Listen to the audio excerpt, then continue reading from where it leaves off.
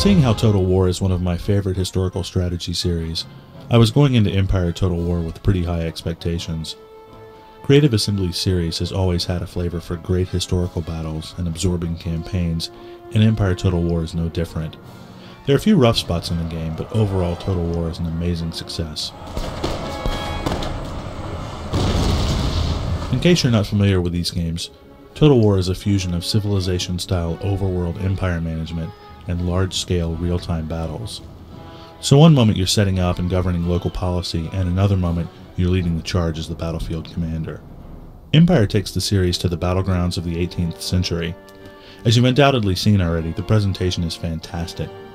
There's a new Road to Independence campaign that will ease you back into the game.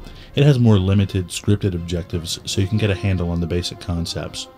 The storytelling in these sequences is excellent, and there's really an emotional link to directing the birth of the nation.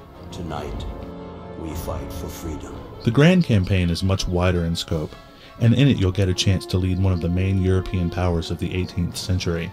Each nation has its own unique starting situation and victory conditions, and you can scale these back for shorter games, but you should note that it can take multiple days to actually finish a game of Empire Total War. Fans like me wouldn't have it any other way. The cinematic brilliance of the series is also still intact.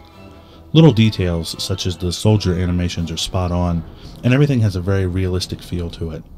The brutality and panache of the time period are very well represented, and the naval battles are just stunning.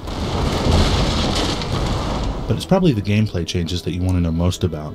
The strategic mode is actually more complex now, but not in a way that bogs down the experience.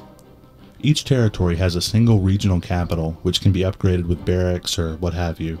However, there are also outlying towns that can specialize in certain things like fishing or trade. As the region develops, new towns will spring up, and these can also be upgraded.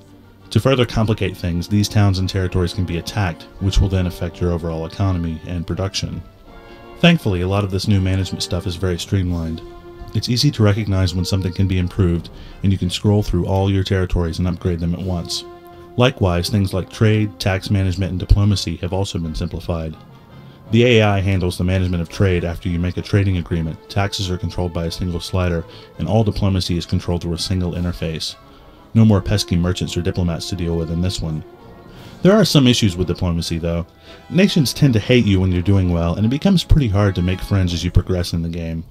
Also, the AI never really seems to come back with counterproposals to rejected offers, so you really don't have any idea what they're looking for to seal a deal. Military management is also streamlined. Fleets and armies are all shown in a single list now, and generals can recruit extra units in the field. Since it's not all about assaulting a single stronghold now, you'll have to be more flexible in the field, and that makes battles even more thrilling. Formation control is also much better, although it doesn't quite know how to deal with complex variations of the terrain. The full naval battles are among the more publicized of the new additions, and they are awesome. Not only are they visually stunning, but the gameplay is very engaging as well.